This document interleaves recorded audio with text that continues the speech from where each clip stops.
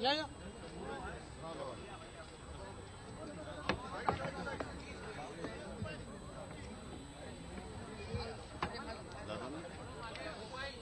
सब हमारे बैठक में गए।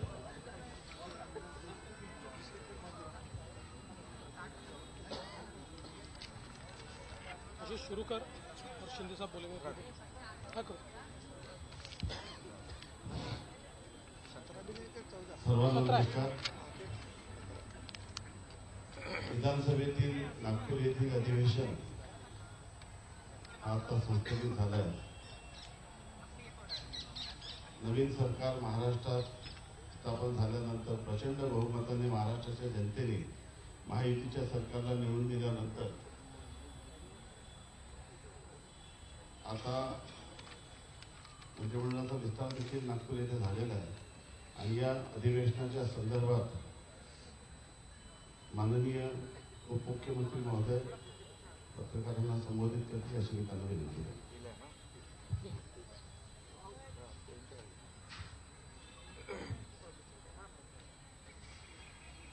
सर्वांना नवीन वर्षाच्या शुभेच्छा। लवकरच सुरू होतं ना नवीन वर्ष। गेले 8 दिवस सुरू असलेलं हिवाळी अधिवेशन आज संपलंय आणि अधिवेशनामध्ये झालेलं कामकाज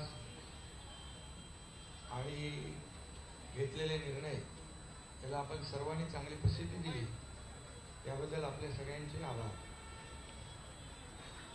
हे अधिवेशन आशिष म्हणाला नव्याने सरकार स्थापन झालंय, पण आमचं महायुतीचं सरकार कंटिन्यू झालंय। टीम तीच आहे, मॅच नवीन आहे ना। आणि देवेंद्रजींच्या नेतृत्वाखाली मुख्यमंत्री म्हणून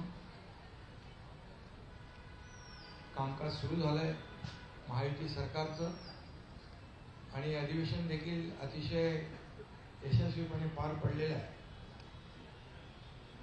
कमी कालावधी असला तरी सुद्धा सरकारने ठरवलेलं कामकाज, निर्धारित केलेलं कामकाज पूर्ण झालं। 17 विधेयकं मंजूर झाली। त्या विधेयकांमध्ये अनेक महत्त्वाची विधेयकं होती। कारागृह सुधारणा, प्राचीन स्मारके आणि इतरही महत्त्वाची त्या बाबतीमध्ये मुख्यमंत्री महोदय बोलतील अशी महत्त्वाची विधेयकं देखील मंजूर झालेली आहेत। पुरवणी मागण्या मंजूर झाल्या 35,788 कोटीच्या। ज्या योजना आमच्या सरकारने जाहीर केल्या होत्या,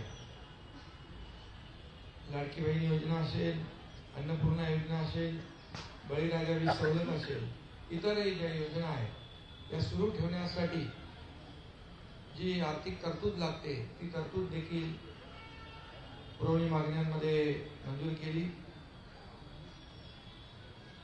लाडकी बहीण योजना आणि इतर योजना ज्या आहेत, आम्ही ज्या घोषणा केल्या त्याची अंमलबजावणी सुरू झाल्या, त्या सर्व योजना जशा आहेत तशा सुरू राहतील, त्यामध्ये कुठेही व्यत्यय येणार नाही। त्याचबरोबर राज्यपालांचं अभिभाषण सभागृहात त्याच्या बाबतीत चर्चा झाली। राज्यपालांचे आभार देखील मानले आणि मुख्यमंत्री महोदयांनी विदर्भामध्ये अधिवेशन असल्यामुळे विदर्भातल्या अनेक प्रकल्पांना देखील आम्ही न्याय दिलेलाच आहे। यापूर्वी यापुढेही देणार। 20,000 रुपये धानाला बोनस देण्याचा निर्णय देखील मुख्यमंत्री महोदयांनी घेतला, त्याचं देखील समाधान आम्हाला आहे। आणि आमचं सरकार जे आहे सर्वसामान्यांचं सरकार आहे, सर्वांना सोबत घेऊन जाणार आहे आणि मागच्या महायुती सरकारचा जो वेग होता, जी गती होती, त्याला आणखी गती देणार, आणखी वेगाने आम्ही निर्णय घेऊ। महाराष्ट्र आता न थांबता पुढे जाणार। विरोधकांची संख्या जरी कमी असली तरी सुद्धा आम्ही त्यांच्या प्रत्येक ज्या आयुधाच्या माध्यमातून त्यांनी प्रश्न उपस्थित केले त्याला सरकारने उत्तर दिलं. महायुती सरकारने आपला शब्द देखील पाळला. या अधिवेशनाच्या काळात मंत्रिमंडळ विस्तारही झाला. विधान परिषदेचे सभापती देखील त्यांची नियुक्ती झाली आणि विशेष म्हणजे पुणे विमानतळाला जगद्गुरू संत तुकाराम महाराज यांचं नाव देण्याचा प्रस्तावही मंजूर करून केंद्राला आम्ही शिफारसही केली. फक्त एवढंच आहे की अधिवेशन विदर्भात असताना विरोधी पक्षाने विदर्भासाठी जे मुद्दे उपस्थित करायला पाहिजे ते सभागृहामध्ये ते दुर्दैवाने उपस्थित न करता पायऱ्यांवर आणि तुमच्या चॅनल समोर जास्त प्रश्न आणि आरोप करण्यामध्ये धन्यता मांडली. तरी सुद्धा ठीक आहे, आम्ही सरकार म्हणून विरोधी पक्षाला देखील मान सन्मान दिलेला आहे आणि विरोधी पक्षाने फक्त यापूर्वी जसं 2.5 वर्ष पायऱ्यांवर आंदोलन करून आमच्यावर आरोप केले, प्रत्यारोप केले, पण आम्ही मात्र आरोपाला 2.5 वर्षामध्ये आरोपाने उत्तर नाही दिलं, आम्ही कामाने उत्तर दिलं आणि म्हणूनच आम्ही काम केलं. सर्वसामान्य माणसाच्या आयुष्यामध्ये बदल घडवणारे निर्णय आम्ही घेतले. आम्ही टीम म्हणून तिघांनी काम केलं आणि लोकांच्या मनातलं सरकार आम्ही म्हणायचो, सर्वसामान्यांचं सरकार ते खऱ्या अर्थाने काय असतं ते गेल्या 2.5 वर्षात आम्ही दाखवून दिलं आणि त्यामुळेच लोकांनी आरोपाला शिव्याशाप देणाऱ्यांना घरी बसवलं आणि आम्हाला लँडस्लाईड विक्ट्री दिली, मॅन्डेट दिलं. आणि म्हणून आमची आता जबाबदारी आणखी वाढलेली आहे की मुख्यमंत्री महोदयांच्या नेतृत्वाखाली आम्ही टीम म्हणून काम करणार आणि आम्हाला काय मिळालं यापेक्षा महाराष्ट्रातल्या जनतेला काय मिळणार आहे, त्यांच्या जीवनामध्ये काय बदल होणार आहे आणि या महाराष्ट्र राज्याचा चौफेर विकास कसा होणार आहे यावर आम्ही पूर्ण फोकस करणार आहोत. आणि म्हणून विदर्भात देखील गेल्या 2.5 वर्षामध्ये अनेक सिंचन प्रकल्प असतील, त्याच्या डिटेलमध्ये मी जात नाही. पैनगंगा, नळगंगा, इतर जे काही मराठवाडा आणि विदर्भाचे सिंचनाचे प्रकल्प गेल्या 2.5 वर्षात आपल्याला माहित आहे की मागच्या महाविकास आघाडीच्या सरकारमध्ये सिंचनाचे 2 प्रकल्पांना सुधारित प्रशासकीय मान्यता दिली होती, परंतु आमच्या महायुतीच्या सरकारमध्ये तब्बल 129 प्रकल्पांना, सिंचन प्रकल्पांना 170 झाले, त्याला मी मान्यता दिली. लाखो हेक्टर जमीन ओलिताखाली येणार आणि शेतकऱ्यांना फायदा होणार. म्हणून हे सरकार बळीराजाचंही आहे, त्याच्याही मागे उभं राहण्याचे निर्णय आम्ही घेतले आणि अनेक निर्णय नियमाच्या म्हणजे जे नियम निर्धारित केले त्याच्या पुढे जाऊन NDRF असेल आणि इतर निर्णय असतील आम्ही तेही केलं शेतकऱ्यांसाठी. गेल्या 2.5 वर्षात आपल्याला माहित आहे, मी त्याची पुनरावृत्ती करत नाही, परंतु आदरणीय प्रधानमंत्री मोदींनी 6,000 रुपयाची जी शेतकरी सन्मान योजना दिली त्या 6,000 रुपये आम्ही टाकले गेल्या 2.5 वर्षात. 1 रुपयात पीक विमा योजना केली. मुख्यमंत्री महोदयांनी सोलर म्हणजे आपल्या सौर ऊर्जेवर भर दिला आणि शेतकऱ्यांना आता दिवसा वीज देण्याचा आमचा प्रयत्न आहे, तो आम्ही यशस्वी करतोय आणि 7.5 HP पर्यंत वीज बिल माफ करण्याचा आम्ही निर्णय घेतला, तो लागूही केला. आणि म्हणून जे जे निर्णय आम्ही घेतले त्याची अंमलबजावणी आम्ही केली, याचं समाधान आणि खूप आम्हाला आनंद आहे. आणि म्हणून विदर्भाला न्याय मिळवून देण्यासाठी फक्त चर्चा आणि सरकारला जाब विचारण्याचं काम यापेक्षा दुसरं काही विरोधकांनी केलं नाही. पायऱ्यांवरच फक्त आता नाटकं म्हणणार नाही, पण ते एवढं करण्याचं काम त्यांनी केलं आणि त्याच्यामध्ये धन्यता मानली. बीडच्या आणि परभणीच्या घटनेबाबत देखील प्रश्न उपस्थित केले. मुख्यमंत्री महोदयांनी अतिशय गांभीर्याने सरकारने दोन्ही घटना गांभीर्याने घेतलेल्या आहेत आणि त्या बाबतीमध्ये सविस्तर निवेदन मुख्यमंत्री महोदयांनी केलं आणि कारवाई देखील केलेली आहे. आणि त्यामुळे या राज्यामध्ये कायदा सुव्यवस्था राखण्याचं काम सरकार करेल. गुन्हेगार किती मोठा असेल आणि कुणाच्याही ओळखीचा पाळखीचा जवळचा असेल तरी सुद्धा कुठल्याही गुन्हेगाराला पाठीशी घालण्याचं काम आमचं महायुती सरकार करणार नाही. हे राज्य कायद्याचं आहे. हे राज्य सर्वसामान्यांच्या रक्षणासाठी आहे. आमच्या माय भगिनींच्या रक्षणासाठी आहे. त्यामुळे हे राज्य जे आहे, आमचं सरकार जे आहे, हे सर्वसामान्यांच्या पाठीशी उभं राहणारं सरकार आहे. आणि त्यामुळे काही लोक म्हणाले मंत्री प्रश्नांची उत्तर देत नाही. हे अधिवेशन विनोदी असल्याची टीका काही लोक करून गेले. परंतु काही लोकांनी जेव्हा मुख्यमंत्री पदाचा राजीनामा दिला होता त्यावेळेस आमदारकीचाही राजीनामा देऊ असं म्हटलं होतं. परंतु ती आमदारकी वाचवण्यासाठी फक्त पर्यटन म्हणून काही लोक येऊन जातात आणि त्यांनी हे अधिवेशन विनोदी म्हणणं म्हणजे हाच मोठा एक विनोद आहे. आणि म्हणून बाकी जाऊ द्या, मी जास्ती काही टीका करत नाही.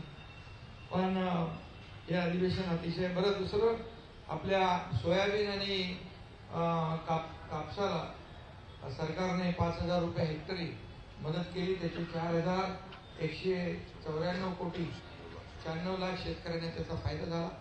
हेही मी या ठिकाणी नमूद करतो. आणि कांद्याच्या संदर्भात देखील मुख्यमंत्री स्वतः आपल्या केंद्र सरकारशी संबंधित मंत्री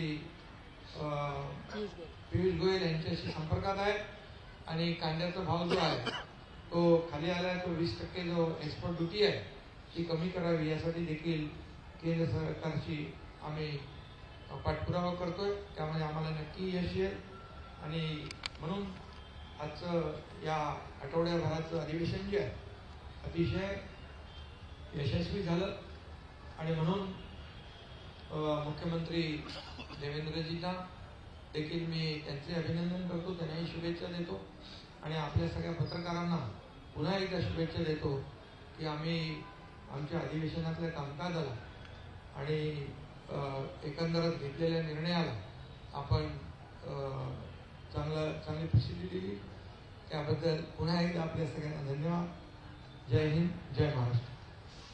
महायुती 1च्या अभूतपूर्व यशानंतर आता महायुती 2चे कॅप्टन आणि खरं म्हणजे विरोधी पक्षात असताना विदर्भाच्या प्रश्नासाठी सातत्याने झटणारे आज राज्याचे प्रमुख म्हणून या ठिकाणी आहे. आणि एक काळ असं होतं की आम्ही धानासाठी आंदोलन करत होतो, परंतु विरोधी पक्षांनी कुठल्याही शेतकऱ्यांसंदर्भात कुठलाही प्रश्न उपस्थित न करता संवेदनशील मनाने विदर्भाच्या धान उत्पादक शेतकऱ्याला बोनस देणारे राज्याचे प्रमुख मुख्यमंत्री महोदय यांना मी विनंती करतो की त्यांनी संबोधित करा. आपल्या सर्वांचं या पत्रकार परिषदेमध्ये मी मनपूर्वक स्वागत करतो. पहिल्यांदाच कुठली वेगळी बातमी बनू नये म्हणून स्पष्टीकरण करतो की राज्याचे आमचे दुसरे सहकारी आणि उपमुख्यमंत्री अजितदादा पवार हे दुपारीच माझी परवानगी घेऊन बीड आणि परभणी या दोन्ही ठिकाणी ज्या घटना झालेल्या आहेत त्या घटनेमध्ये जे पीडित आहेत त्यांची भेट घेण्याकरता त्या ठिकाणी गेलेले आहेत. म्हणून ते पत्रकार परिषदेत उपस्थित नाहीत. अन्यथा अजितदादा नाराज अशा प्रकारची बातमी कृपया लावू नये. आताच माननीय एकनाथराव शिंदेजींनी आपल्या समोर संक्षिप्त अशा प्रकारचा आढावा ठेवलेला आहे. हे अधिवेशन 6 दिवसाचं अधिवेशन या ठिकाणी झालं. त्यापूर्वी 3 दिवस मुंबईमध्ये छोटंसं अधिवेशन झालं होतं. आणि आपल्याला कल्पना आहे की प्रत्येक 5 वर्षाने जेव्हा नव्याने निवडणूक होते त्यावेळी पहिलं अधिवेशन हे छोटं अधिवेशन असतं, कारण ते केवळ पुरवणी मागण्यांपुरतं अधिवेशन असतं. इतर फारसं कुठलं कामकाज त्या अधिवेशनामध्ये होत नाही. तथापि या 6 दिवसामध्ये भरगच्च अशा प्रकारचं कामकाज या अधिवेशनामध्ये राज्य सरकारने केलेलं आहे. आणि विशेषतः 17 विधेयकं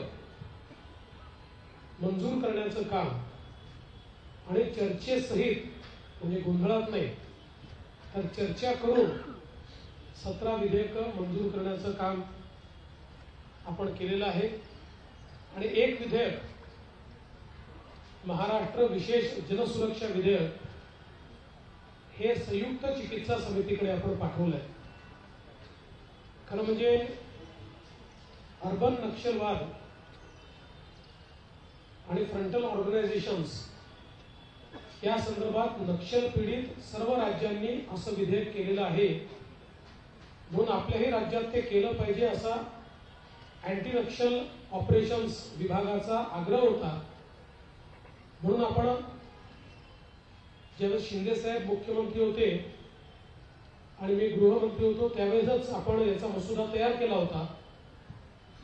परंतु या संदर्भात अनेक अफवा पसरवण्यात आल्यामुळे त्यावेळेस आम्ही ते मांडलं नाही आणि आताही विरोधी पक्षाने कुठलीही मागणी न करता आम्हीच हा निर्णय केला की अशा प्रकारचं विधेयक मंजूर करताना कुठेतरी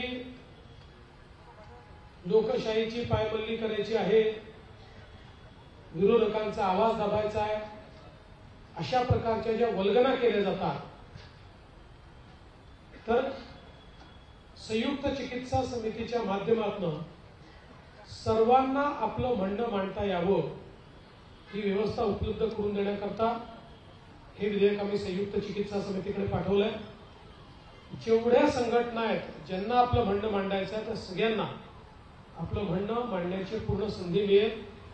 सर्व पक्षीय 21 लोकांची समिती या ठिकाणी ही तयार करण्यात आली आहे आणि त्याच्या रिपोर्टवर पुढचं काम हे या ठिकाणी केलं जाईल. आपल्याला कल्पना आहे की जवळपास 35,000 कोटी रुपयाच्या मागण्या या आपण या ठिकाणी मांडलेल्या आहेत. यामध्ये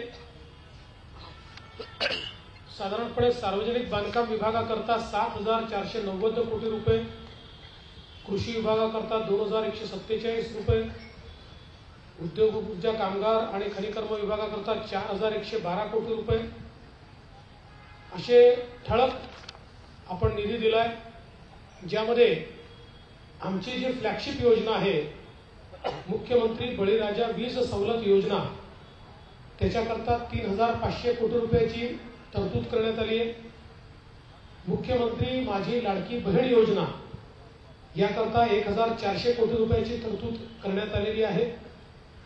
आणि म्हणून वेगवेगळ्या योजनांच्या माध्यमातून या ठिकाणी आम्ही ज्या योजना दिल्या होत्या त्या पुढे सुरूच राहतील याचं द्योतक या पुरवणी मागण्यांच्या माध्यमातून आपल्याला मिळालेलं आहे. आज खरं म्हणजे अंतिम आठवडा प्रस्तावावर बोलत असताना विदर्भ आणि मराठवाड्याला या सरकारने काय दिलं आणि हे सरकार काय देणार आहे याची जवळपास 1.25 तास मी सविस्तर मांडणी केली आहे. एक प्रकारे सिंचन असेल, उद्योग असेल, गेल्या 2.5 वर्षात कशा प्रकारे या मागास भागामध्ये परिवर्तन आमच्या सरकारने केलं याचा लेखाजोखा मांडत असताना पुढचा रोडमॅप देखील मी त्या ठिकाणी मांडलेला आहे. आमच्या सरकारच्या अजेंड्यावर महाराष्ट्र आहेच, पण महाराष्ट्रासोबत महाराष्ट्रातला जो मागास भाग आहे, ज्या ठिकाणी विकासाचा असमतोल आहे त्याच्यावर आमचा फोकस आहे. आणि म्हणून नदीजोड प्रकल्प असतील, सिंचनाचे प्रकल्प असतील, उद्योग असेल, इन्फ्रास्ट्रक्चरचे प्रकल्प असतील, असा चौफेर विकास आम्ही कशा प्रकारे करतो हे आपण या ठिकाणी सांगितलंय. कापसाचा बोनस आपण घोषित केलेला आहे. संत्र्याच्या शेतकऱ्यांचं जे नुकसान झालं 55,000 शेतकऱ्यांना 165 कोटी रुपये देण्याचा निर्णय आपण संत्र्याच्या शेतकऱ्यांचा घोषित केलेला आहे. सोयाबीनची खरेदी हमी भावानं गेल्या 15 वर्षात सर्वात जास्त रेकॉर्ड खरेदी आपण यावर्षी केलेली आहे. ती अजूनही सुरू आहे. 12 जानेवारीपर्यंत ही खरेदी सुरूच राहणार आहे. कापसाच्या खरेदीच्या संदर्भात मार्केटचा रेट हा हमीभावापेक्षा जास्त असल्यामुळे मार्केटमध्ये खरेदी मोठ्या प्रमाणात होत आहेत. CCI मध्ये आता फार कोणी कापूस आणत नाही. ती स्थिती तुरीची आहे. खरेदी केंद्र उघडले आहेत, पण मार्केटमध्ये हमीभावापेक्षा जास्त दर असल्यामुळे तुरीची खरेदी मार्केटमध्ये चाललेली आहे. त्यामुळे शेतमालाला जिथे योग्य भाव मिळेल तिथे त्याची विक्री चालली आहे. जिथे अडचणी आहेत तिथे इंटरव्हेन्शन करून त्याच्या खरेदीची पूर्ण व्यवस्था आणि विशेषतः विदर्भ मराठवाड्यामध्ये जी पिकं आहेत त्या पिकांना न्याय देण्याचं काम हे या ठिकाणी आपल्या सरकारने केलं आहे. हे सगळं होत असताना या काळामध्ये आपण ADB सोबत देखील एक करार केला आणि एशियन डेव्हलपमेंट बँक आणि युरोपियन इन्व्हेस्टमेंट बँक या दोघांनी मिळून आपल्याला नागपूर मेट्रो करता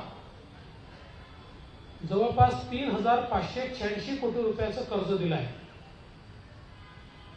आणि मला सांगताना आनंद वाटतो की याचा व्याज दर जो आहे हा 0.72%, म्हणजे 1% देखील कमी दराने हे कर्ज त्यांनी आपल्याला दिलेलं आहे. आणि एक्सचेंज रेट हा डॉलर नाही आहे, तो येन आहे. डॉलरमध्ये मोठ्या प्रमाणात इन्फ्लेशन होतं. येन ही आपल्याकरता स्टेबल करन्सी आहे आणि 20 वर्षाचं हे कर्ज आहे. 5 वर्षाचा मोरटोरियम आहे. त्यामुळे मोठ्या प्रमाणात आता नागपूर मेट्रो टप्पा 2 याला गती या माध्यमातून मिळणार आहे. जवळपास 43 किलोमीटरचा हा टप्पा आहे आणि नागपूर परिसरातल्या 10 लाख प्रवाशांना याचा लाभ मिळणार आहे. आणि नागपूर जिल्हा हा शहराशी या टप्प्यामुळे जोडला जातोय.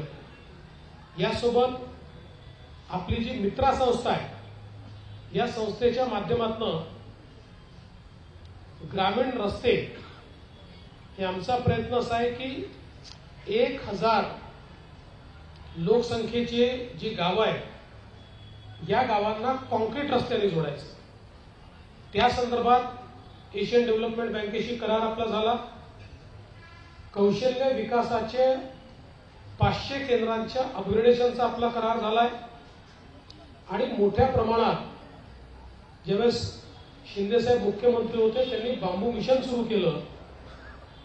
बांबू हा शेतकऱ्यांच्या जीवनात परिवर्तन करू शकतो आणि त्यामुळे बांबूच्या लागवडीचं क्षेत्र वाढवण्याकरता अर्थपुरवठा एशियन डेव्हलपमेंट बँक आपल्याला करणार आहे. त्या संदर्भात त्यांच्याशी आपण करार केलेला आहे. या अधिवेशनामध्ये जी काही बिलं आपण मंजूर केली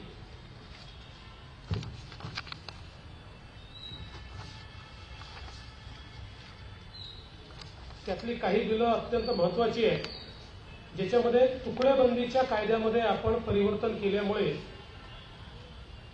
जो छोटा प्लॉट धारक होता त्याचं घर असून देखील त्याच्या प्लॉटचं नियमितीकरण होऊ शकत नव्हतं, ते नियमितीकरण आता होऊ शकणार आहे. खरं म्हणजे याचा निर्णय आपण मागच्या काळातच घेतला होता, पण 25% आपण त्याच्यावर दंड लावला होता. त्यामुळे 5-7 वर्षात एकही ऍप्लिकेशन आपल्याकडे आले नाही. तो दंड 5% करण्याचा निर्णय आपण घेतला. महाराष्ट्र राज्य कौशल्य विद्यापीठ जे आहे या विद्यापीठाला रतन टाटांचं नाव देण्याचा कायदा हा आपण या ठिकाणी मंजूर केलेला आहे.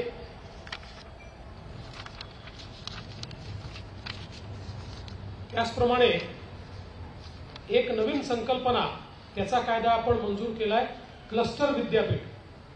क्लस्टर युनिव्हर्सिटी म्हणजे समूह विद्यापीठ. UGCने आता त्या ठिकाणी एक एडेड कॉलेज असेल आणि 4 अनएडेड कॉलेजेस असतील तर तुम्हाला क्लस्टर विद्यापीठ करता येतं, अशा प्रकारचा एक नियम तयार केला. त्याचा कायदा आपण तयार केलाय. दुसरं, महाराष्ट्र खासगी विद्यापीठे यामध्ये 3 नवीन विद्यापीठ आपल्याकडे होत आहे आणि त्यातलं एक जे पुण्याला नयनता विद्यापीठ होत आहे, ज्याचा कायदा आपण केला आहे.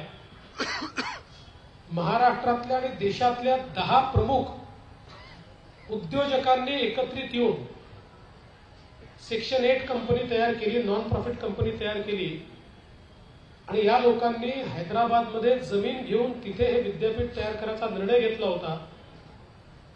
मी स्वतः त्यांना विनंती केली की तुम्ही महाराष्ट्रात करा, आम्ही तुम्हाला वेगानं सगळ्या प्रकारच्या मान्यता देऊ आणि त्यांनी ते मान्य केलं आणि आता त्यांचं विद्यापीठ सुरू होत आहे. हे देशातलं एक आगळं वेगळं आणि ज्यामध्ये अत्यंत चांगल्या प्रकारचे वेगळ्या प्रकारचे कोर्सेस असतील आणि जागतिक विद्यापीठाशी कॉम्पिटिशन करू शकेल अशा प्रकारचे विद्यापीठ आता पुण्यामध्ये तयार होत आहे. दुसरं, आपण आपल्या गड किल्ल्यांवर जे लोक घाण करतात, दारू पितात, त्यांच्याकरता शिक्षा वाढवण्याच्या संदर्भात आपण विधेयक पास केलं. हैदराबाद इनामे व रोज अनुदाने या संदर्भातला कायदा मंजूर केला, ज्यामुळे मराठवाड्यामध्ये ज्या जमिनीवर लोक बसलेले आहेत आणि ते कुठेतरी निजामाच्या काळच्या जमिनी असल्यामुळे त्यांना वर्ग 2च्या जमिनी म्हणून ट्रीट केलं जातं, त्या वर्ग 1च्या म्हणजे त्याची मालकी त्या लोकांना देण्याचा निर्णय आपण केला. धाराशिव सारखं पूर्ण शहर हे वर्ग 2च्या जमिनीवर आहे, आता त्यांना वर्ग 1च्या जमिनीत ते कन्व्हर्ट करून घेता येईल. त्याचबरोबर महाराष्ट्र आपलं जे नॅशनल लॉ स्कूल आहे छत्रपती संभाजीनगरचं, त्याच्या नावामध्ये बदल करून औरंगाबादच्या ऐवजी छत्रपती संभाजीनगर करणं असेल. आणि एक अत्यंत महत्वाचं विधेयक महाराष्ट्र कारागृह व सुधार सेवा विधेयक, आपल्याकडे 1894 आणि 1900 म्हणजे जवळजवळ 1,400 वर्षापूर्वीचं कारागृह विधेयकावरच आपले कारागृह प्रशासन हे काम करत होतं. आता इतक्या 1,400 वर्षानंतर नवीन अशा प्रकारचा हा कायदा आपण या ठिकाणी तयार केलेला आहे. त्यामुळे मोठ्या प्रमाणात या अधिवेशनामध्ये आम्ही काम केलंय आणि विशेषतः विदर्भ मराठवाड्याच्या हिताचे अनेक निर्णय, शेतकऱ्यांच्या हिताचे निर्णय, सर्वसामान्यांच्या हिताचे निर्णय घेण्याचं काम या अधिवेशनामध्ये आम्ही केलेलं आहे. आपण सर्वांनी या अधिवेशनाला जी प्रसिद्धी दिली त्याबद्दल आपल्या सर्वांचे आभार मानतो आणि काही 1-2 प्रश्न असतील तर आपण ते करूया.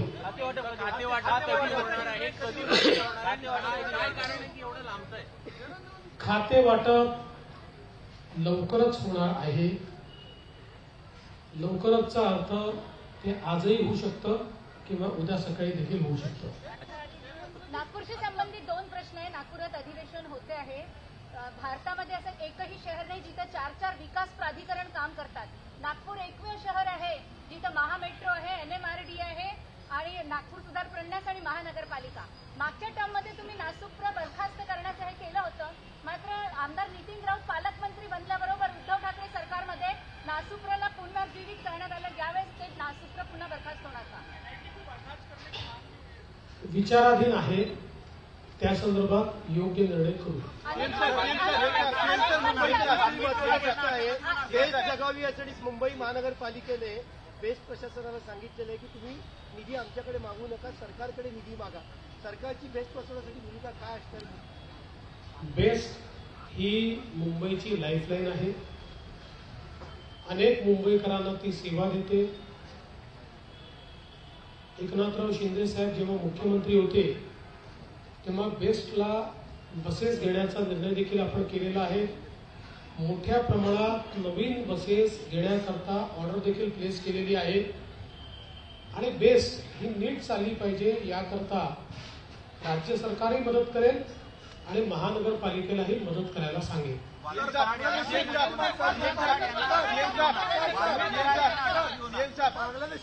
असं आहे, मी कालही सांगितलं, कोणालाही सोडलं जाणार नाही. पोलीस सगळ्यांचा मागोवा घेत आहेत, सगळ्यांना अटकू. दादरमध्ये एक व्हिडिओ आला, दादरमध्ये फळ विक्रेते सुद्धा आता बांगलादेशी आहेत. याआधी नितेश राणे यांनी सातत्याने या मुद्द्यावरती प्रकाश टाकलेला आहे. सरकारची भूमिका काय असेल? सरकारची भूमिका पक्की आहे.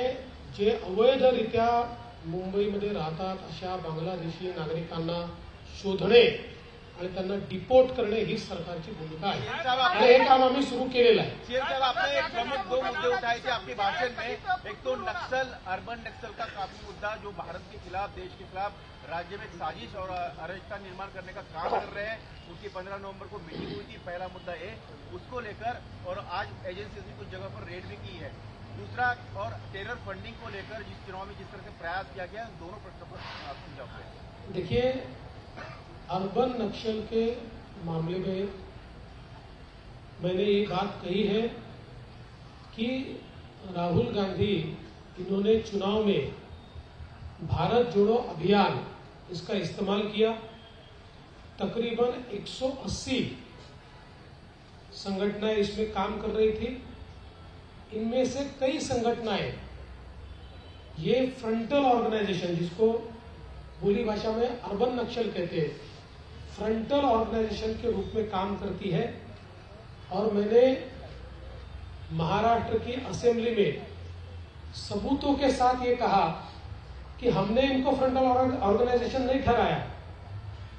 2010 में, 2011 में, 2013 में और 2014 में महाराष्ट्र में जब उस समय की कांग्रेस एनसीपी की सरकार थी और केंद्र में भी जब यूपीए की सरकार थी, उस समय महाराष्ट्र की असेंबली में आर पाटिल साहब ने दिए हुए जवाब हो या केंद्र में केंद्रीय मंत्री ने दिए हुए जवाब हो, उन जवाबों में जो लिस्ट दी हुई है फ्रंटल ऑर्गेनाइजेशंस की, उसी लिस्ट में से कई ऑर्गेनाइजेशंस ये भारत जोड़ो अभियान का पार्ट है.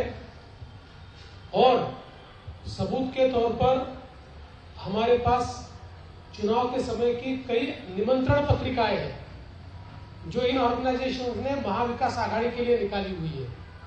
इसलिए भारत जोड़ो अभियान में बड़े पैमाने पर जो लोग काम कर रहे हैं ये फ्रंटल ऑर्गेनाइजेशंस है. ऐसा हम नहीं, यूपीए की सरकार ने और उस समय की कांग्रेस एनसीपी की सरकार ने अपने रिपोर्ट्स में कहा है. यही बात मैंने सामने लाई है.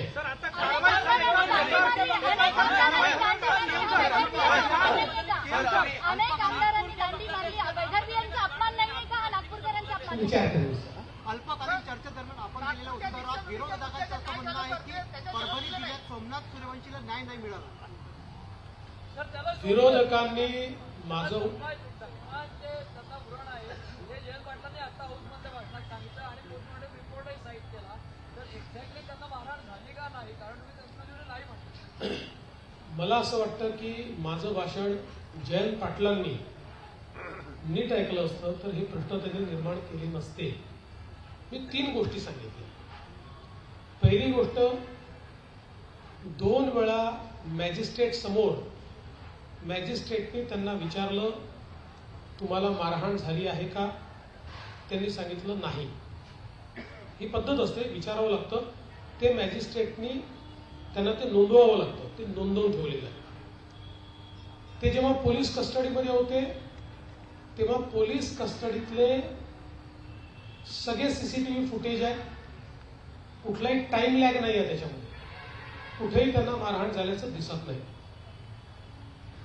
तिसरं, त्यांची जी मेडिकल एक्झामिनेशन झाली, मी जे सांगितलं की आपण जे सगळे दाखवतो आहोत ते पोस्टमॉर्टम रिपोर्टचं कव्हर दाखवतो, पण जी डिटेल्ड मेडिकल एक्झामिनेशन झाली त्याच्यामध्ये त्यांना श्वसनाचा दुर्धर रोग आहे हे तेव्हाच नमूद करून ठेवलेलं आहे. हे मी सांगितलं. तथापि एवढं सगळं झाल्यानंतर ते जेलमध्ये असताना, पोलीस स्टेशनमध्ये असताना नाही, जेलमध्ये असताना त्यांचा मृत्यू झाला आणि पोस्टमॉर्टम रिपोर्टच्या फ्रंट पेजवर मल्टिपल इंजुरीज असं लिहिलेलं असल्यामुळेच आपण त्याची न्यायालयीन चौकशी करतो आहोत की ज्या न्यायालयीन चौकशीतनं सत्य काय हे बाहेर आलं पाहिजे. हे लपवण्याचं कुठलंही कारण नाहीये. राहुल गांधी आ रहे हैं. राहुल गांधी सोमवार की आ रहे हैं. सन्मान निधीचं कसं? मला असं वाटतं तुम्ही ऐकलं नाही, याचा अर्थ मी जे उत्तर दिलं ते तुम्ही ऐकलं नाही.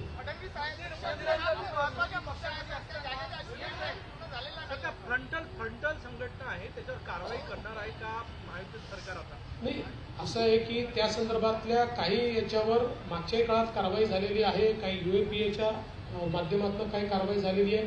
त्यामुळे जिथे आवश्यकता असेल तिथे कारवाई होईलच.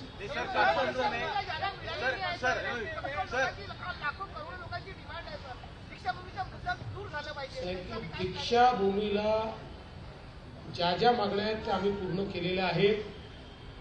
ज्या जागेचं तुम्ही या ठिकाणी सांगताय ती कृषी विभागाची केंद्राची एक छोटीशी जागा आहे, ज्याची मागणी अनेक वर्षापासून त्या ठिकाणी आहे. आम्ही केंद्राला विनंती केलेली आहे की ती जागा त्यांनी द्यावी.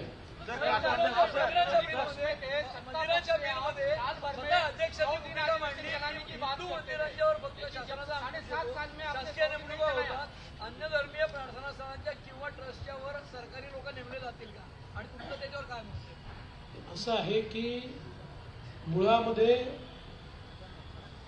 जे काही आपले मंदिरं असतील किंवा इतर धार्मिक स्थळं असतील यांच्या कंट्रोलचे वेगवेगळे कायदे आहेत. मुस्लिमांकरता वक्फ आहे, काही ठिकाणी ट्रस्ट आहे आणि काही ठिकाणी आपण कायदे केलेले आहेत. त्याच्यामुळे त्याच पद्धतीनं आपण आता चाललो आहोत.